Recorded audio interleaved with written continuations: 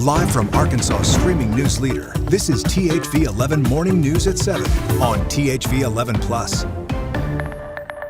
Good morning. Welcome to THV 11 Plus. I'm Karen Fuller with meteorologist Simone Thomas in for Tracy, and Ashley and Hayden are also enjoying the week off, and we hope they are having a great time with family during the holidays. Good to have you here, Simone.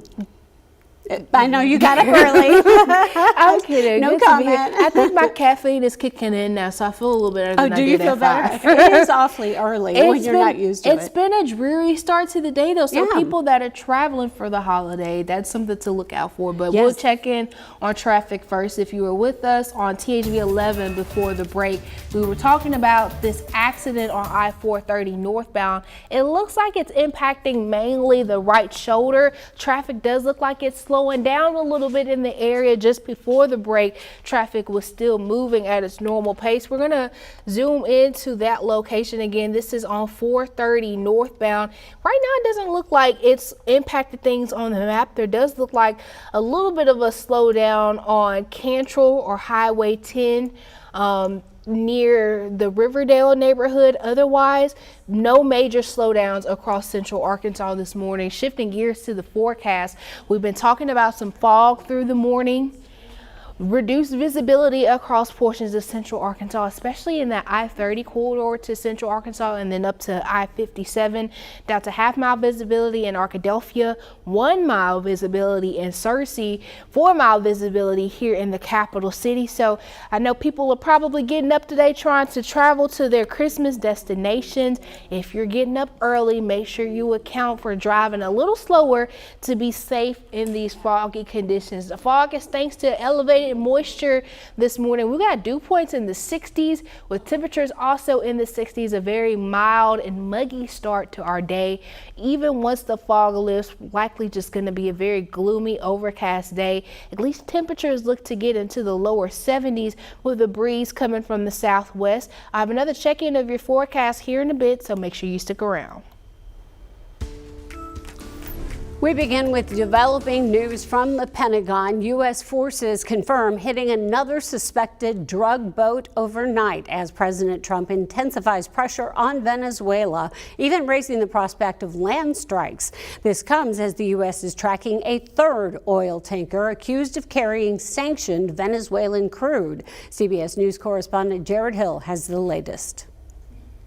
The Defense Department has confirmed it launched another strike on an alleged drug boat, this time in the Pacific Ocean, killing one person. That brings the total number of strikes to at least 29 since September, with more than 100 people killed. The Trump administration's intensifying campaign against what it calls narco-terrorism comes as the U.S. continues to ramp up pressure on Venezuelan leader Nicolas Maduro. Over the weekend, troops seized a second sanctioned oil tanker, and President Trump says there's a third in its sights. It's moving along and we'll end up getting it. Venezuela has slammed the U.S.'s strikes and seizures of oil tankers as piracy. The country's government has introduced an anti-piracy bill.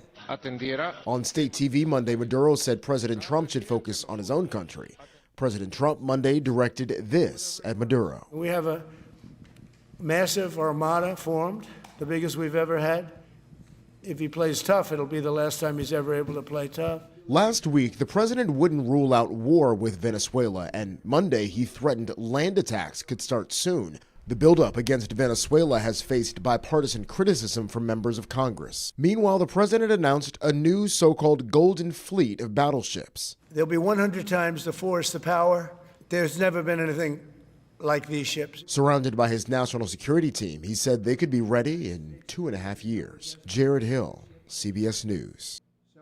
The president says he's already approved plans for 2 new ships and eventually wants the new fleet to have between 20 to 25 new vessels. Major poultry companies, including Tyson, are being ordered to pay millions of dollars to clean up pollution in a shared watershed across eastern Oklahoma and northwest Arkansas. A U.S. district judge ruling Friday that poultry waste runoff caused phosphorus pollution in the Illinois River watershed running through the Ozark Mountains. According to the Arkansas Advocate, companies including Tyson and Cargill are now responsible for cleanup under long-term court oversight. Oklahoma's governor and Arkansas Governor Sarah Sanders criticizing the ruling, warning it could hurt poultry producers.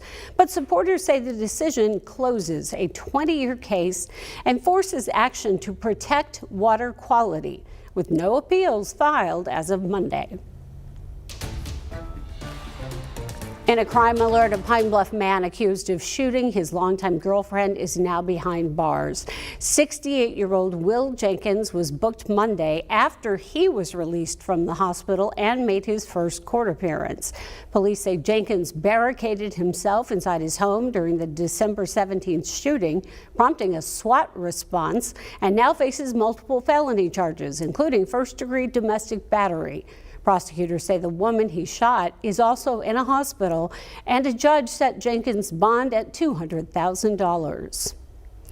A man shot multiple times sought help from a nearby resident early Saturday in Pine Bluff as well. Police say a woman heard yelling outside her home on West 23rd Avenue and found the victim across the street. He was taken to Jefferson Regional for treatment, while investigators found shell casings and bullet damage at a nearby home. No suspect information is being released yet, and Pine Bluff police are asking anyone with information on the case to please come forward. Staying in Pine Bluff, a winning Powerball ticket worth $150,000 is still unclaimed. The ticket was sold at Camden Fuel Mart on South Camden Road in the December 20th drawing. The ticket matched 4 of the 5 winning numbers, and the optional Power Play tripled the prize from $50,000 to $150,000.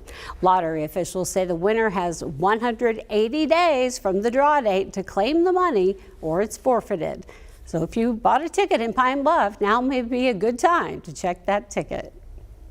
UAMS is launching a new effort to help keep top healthcare students in the state. Starting in the fall of 2026, UAMS will cover full tuition and fees for 40 high-achieving Arkansas students across medicine, nursing, pharmacy, public health, and health professions.